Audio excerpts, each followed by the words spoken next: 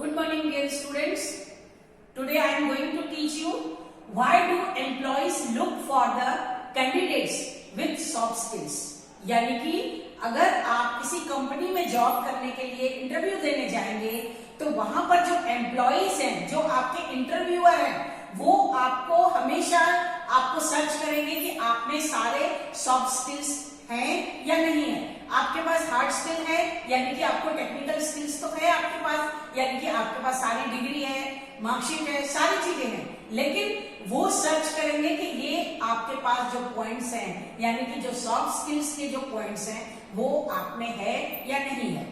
ये आपका पहला आपका सोल्यूशन होना चाहिए कि आपके पास सॉफ्ट स्किल्स होना अति आवश्यक है। तो आज मैं वही पढ़ाने वाली हूँ कि सॉफ्ट स्किल्स क्या होता है, सॉफ्ट स्किल्स आपको क्यों डेवलप करना चाहिए, क्यों इंप्रूव करना चाहिए। तो पहला सॉफ्ट स्किल्स है आपको मैनेजमेंट स्किल्स। आपके पास हर चीज का मैनेजमेंट होना चाहिए। आप किसी कंपनी के टीम लीडर बन जाओगे, आपको मैनेज करना आना चाहिए, हर सोल्यूशन को, हर प्रॉब्लम्स को मैनेज करना है, तो वो मैनेजमेंट स्किल्स कहलाता है कि आपके पास वो है कि नहीं है, वो आपको आपके इंटरव्यूअर आप में सर्च करेंगे।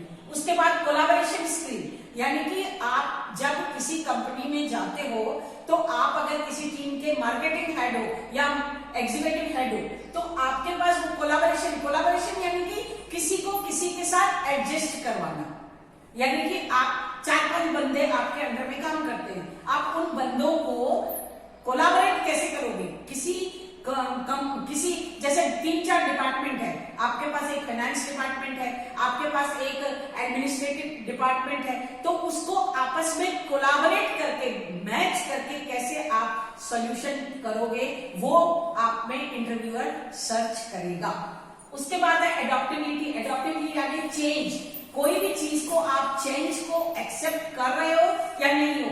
मान लीजिए किसी कंपनी में आपको 10 घंटे काम करना है, अगर 10 घंटे काम से किसी कंपनी ने कहा आपको 1 घंटा और ज्यादा काम करना पड़ेगा, आपको 1 वीक तक 1 घंटा ज्यादा काम करना पड़ेगा, तो आप में एकदम चेंज आ जाएगा, आपके रूटीन में चेंज आ जाएगा। अरे 1 घंटा हमें ज्यादा इनपुट करना पड़ेगा, तो आपको उस चीज को आप अडॉप्ट कर पा रहे हो या नहीं कर पा रहे हो। आपको कहीं दूसरी जगह काम के लिए, फील्ड वर्क के लिए भेजा जाएगा, तो वो फील्ड वर्क आप एडॉप्टेबिलिटी स्किल है या नहीं है, ये इंटरव्यूअर आप में सर्च करेगा। उसके बाद है टाइम मैनेजमेंट, यानी कि अगर आपके पास 10 घंटे काम करने का टाइम मैनेजमेंट स्किल नहीं है, आप 10 घंटे में आपको जो वर्क करना है, जो फाइल को का काम आपको कंप्लीट करना है, वो अगर आप नहीं कर पा रहे हो तो टाइम मैनेजमेंट मतलब आपके पास नहीं है, तो वो टाइम मैनेजमेंट आपको इंटरव्यूअर आप में सर्च करेगा, तो वो आपका होना अति आवश्यक है। उसके बाद है क्रिएटिविटी। आपको कुछ काम ऐसे दिया जाएगा जो उसको एक्सप्लेन नहीं किया जाएगा, आपको खुद अपनी क्रिएटिविटी के द्वारा उस काम को करना पड़ेगा। यानी कि अगर आपको कोई नया काम दे दिया और आपको इंटरव्यूअर ने कहा कि ये काम है, इस काम को आप कैसे सॉल्व करोगे, आपको कैसे अपनी इसमें स्किल कैसे डालोगे, वो क्रिएटिविटी स्किल होती है, तो वो आप में है या नहीं है ये सर्च करेगा। उसके बाद टीम वर्क स्किल्स, यानी कि अगर इंटरव्यू करेगा कि आपके अंडर में 5 बंदे काम कर रहे हैं, उसमें से 3 बंदे काम अच्छी तरह से नहीं कर रहे, 2 बंदे अच्छे काम कर रहे हैं, तो आपको टीम का वर्क कैसे मैनेज करना है। 3 बंदे आपके अच्छे काम नहीं कर रहे हैं, 2 अच्छे कर रहे हैं, तो क्या 3 बंदों को आप निकाल दोगे? नहीं निकालोगे, आप उस चीज को समझाओगे, उसको उन समझाने वाली स्किल को आप में है या नहीं है, टीम को चलाने का वर्क है या नहीं है, वो आप में इंटरव्यूअर सर्च करेगा। उसके बाद है प्रॉब्लम सॉल्विंग स्किल्स, यानी कि कोई भी प्रॉब्लम आपके सामने आके खड़ी हो जाती है, आपके जो 3 बंदे हैं उन 3 बंदों ने आपका काम अच्छी तरह से नहीं किया, आपको वो काम अच्छी तरह से नहीं किया, आपको टीम वर्क के द्वारा आपको प्रॉब्लम सॉल्व करना है, आप गुस्से से उस काम को सॉल्व नहीं करोगे, आप उसमें अपनी ईगो नहीं दिखाओगे या उसमें एटीट्यूड नहीं दिखाओगे कि तुमने ये काम क्यों नहीं किया, समय पे काम करना चाहिए, बिल्कुल यू आर आउट, क्या इस तरह से बोलोगे?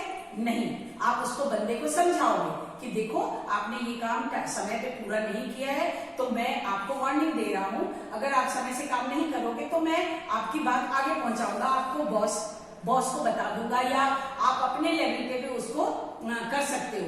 तो मतलब अगर उस बंदे ने आपकी बात को समझ लिया, इसका मतलब आप में वो प्रॉब्लम सॉल्विंग स्किल है। तो यही चीजें वो इंटरव्यूअर आप में सर्च करेगा। तो ये सब चीजें होती है आपकी सॉफ्ट स्किल्स। ये सॉफ्ट स्किल्स आपका हमेशा 75% होता है, और इन 75% को लेकर 25% आपकी हार्ड स्किल होती है, जो कि आपकी टेक्निकल स्किल्स होती है। उस टेक्निकल स्किल्स के साथ आपको सॉफ्ट स्किल्स को मैच करते हुए आपको आगे बढ़ना है। और ये सब चीजें अगर आप में आ जाएंगी, तभी आपका 100% का रिजल्ट आएगा, और आपका जो आगे जो आपके बॉस के सामने जो सारी चीजें आपकी आएंगी, यानी कि अगर आप राइट नाउ अगर आप लोग स्टूडेंट हैं, तो स्टूडेंट रहे तो स्टूडेंट के साथ आपको टेक्निकल स्किल तो आप पढ़ रहे हो, 25% तो आप उसमें पढ़ रहे हो, लेकिन 75% भी साथ साथ आपको पढ़ना पड़ेगा। यानी कि 75 में आपको टाइम से कॉलेज आना है, टाइम मैनेजमेंट सीख जाओगे, डिसिप्लिन रखना है, अनुशासन में रहना है, ये आपको ये स्किल आप सीख जाओगे, पंक्चुअल रहोगे, पंक्चुअलिटी रहोगे, ये स्किल आप सीख जाओगे। तो अगर आप स्टूडेंट लाइफ में ये सारी चीजें आपने सीख ली, तो आप जब किसी कंपनी में जाओगे, काम करोगे, तो उस समय भी आपको ये सारी स्किल काम आएगी। यानी कि अभी आपका जो है ना, ये शॉर्ट टर्म गोल है, छोटे छोटे गोल से आपका जब किसी कंपनी में काम करने जाओगे तो वहां आपका लॉन्ग टर्म गोल हो जाएगा। यानी कि पंक्चुअलिटी वहां पर भी काम आएगी, टाइम से पहुंचना होगा ऑफिस, डिसिप्लिन मेंटेन करना होगा, आपको रेगुलर रहना पड़ेगा, आपको हर चीज जो सॉफ्ट स्किल्स में आती है, टाइम मैनेजमेंट, सब सारी चीजें, वो सब चीजें आपको वहां पर काम आएंगी, जो आपने शॉर्ट टर्म गोल के दौरान अपनी स्टूडेंट लाइफ में सीखा।